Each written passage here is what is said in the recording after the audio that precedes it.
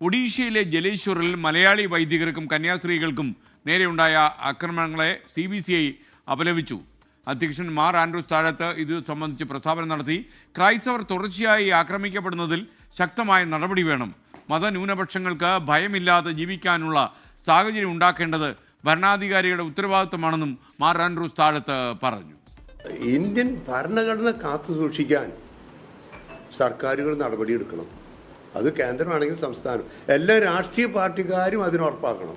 ഭയത്തിൻ്റെ ഒരു സാഹചര്യം ഒഴിവാക്കേണ്ടത് ഭരിക്കുന്ന അധികാരികളുടെ ഉത്തരവാദിത്വമാണ്. അതുകൊണ്ട് ഭയമുണ്ട്, ചോദിച്ചു കഴിഞ്ഞാൽ ചോദ്യം ഇല്ലെന്ന് ചോദിച്ചാൽ ഭയമുണ്ട്. ആൻഡ്രൂസ് താഴത്ത് സംസാരിക്കുകയായിരുന്നു. ഇനി ഒഡീഷ ജലേശ്വറിൽ മലയാളി വൈദികർക്കും കന്യാസ്ത്രീകൾക്കുമെതിരെ ബജറംഗ് ദൾ ആക്രമണത്തിൽ പ്രതിഷേധം രാജ്യവ്യാപകമായി ശക്തമാകുന്നുവെന്നാണ് നമുക്ക് ലഭിക്കുന്ന വിവരം. ഈ ആക്രമണ സമയത്ത് അവിടെ ഉണ്ടായിരുന്ന സിസ്റ്റർ എലൈസ 24-നൊപ്പം ചേരുകയാണ്. സിസ്റ്ററെ നമസ്കാരം. സിസ്റ്ററെ, ശരിക്കും ഒരു ആസൂത്രിതമായ ആക്രമണമാണോ അവിടെ ഉണ്ടായത്?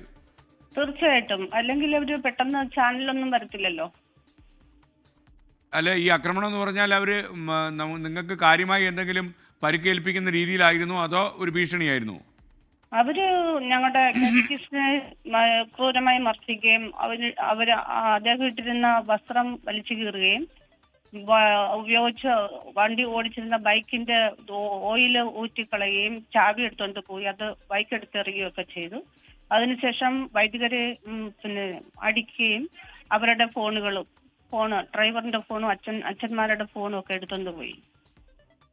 നേരത്തെ നടന്ന കന്യാസ്ത്രീകൾക്കെതിരെ നടന്ന 3 പേരുടെ ആക്രമണം ഉണ്ടല്ലോ, അപ്പോൾ ആ ആക്രമണത്തിന് ശേഷം ഇവർ പിന്തിരിയാൻ ഭാവമില്ല എന്നാണോ നമ്മൾ മനസ്സിലാക്കേണ്ടത് ഈ കാര്യത്തിൽ? ഇവര് പറഞ്ഞത് ഇങ്ങനെയാണ്: നിങ്ങൾ എന്താണ് വിചാരിക്കുന്നത്, BJD ഇപ്പോൾ ഇവിടെ ഭരിക്കുന്നത്, BJP ആണ് ഭരിക്കുന്നത് എന്ന് പറഞ്ഞുകൊണ്ടാണ് അവർ ആക്രോശിച്ച് വൈദ്യുതി അടിക്കുകയും മർദ്ദിക്കുകയൊക്കെ ചെയ്തുകൊണ്ടിരുന്നത്. നിങ്ങൾ ഈ അക്രമത്തിന്റെ വിശദാംശങ്ങളൊക്കെ സഭാതലത്തിലൊക്കെ ഉയർത്തിയോ? കാരണം അതുപോലെ പരാതി കൊടുത്തോ? എന്തൊക്കെയാണ് വിവരങ്ങൾ?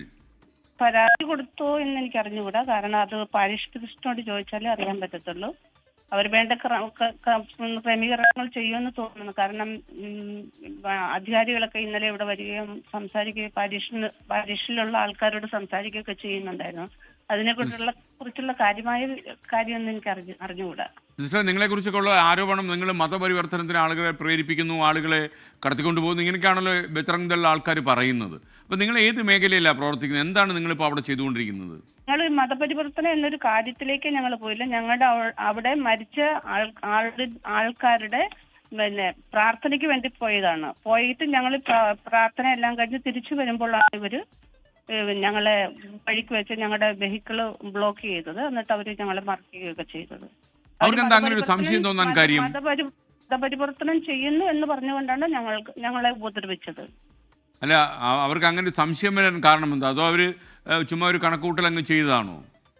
അറിഞ്ഞുകൂടെ എന്തുകൊണ്ടാണ് അങ്ങനെ ചെയ്യുന്നത്. ഇവർക്ക് വേണമെങ്കിൽ നമ്മളിങ്ങനെ ചെയ്യുന്നത് നമ്മളെ പ്രാർത്ഥിക്കാൻ പോയത് ഇഷ്ടപ്പെട്ട് കാണിയല്ലായിരിക്കാം. എത്ര കാലമായി അവിടെ ഉണ്ട് നിങ്ങൾ?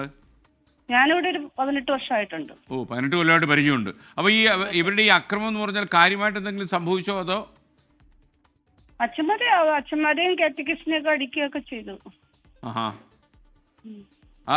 ഈ സ്ഥലത്ത് പിന്നീട് പോലീസ് എത്തിയിരുന്നോ? പോലീസ് എത്തിയിട്ടാണ് ഞങ്ങൾ റിലീസ് ചെയ്തത്. പോലീസിന്റെ ഒരു ഇടപെടൽ കാര്യമായിട്ടും ആത്മാർത്ഥമായിട്ടും ആയിരുന്നു. അതുകൊണ്ടാണ് ഞങ്ങൾക്ക് പോരാൻ പറ്റിയത്. അല്ലെങ്കിൽ ആൾക്കാർ കുറെ പേര്, ഒരു 10-70 പേരോളം ഉണ്ടായിരുന്നു. ഇപ്പൊ സിസ്റ്റർ എവിടെയാ ഉള്ളത്? ഞാൻ ജലേശ്വരത്ത്. ഓക്കെ.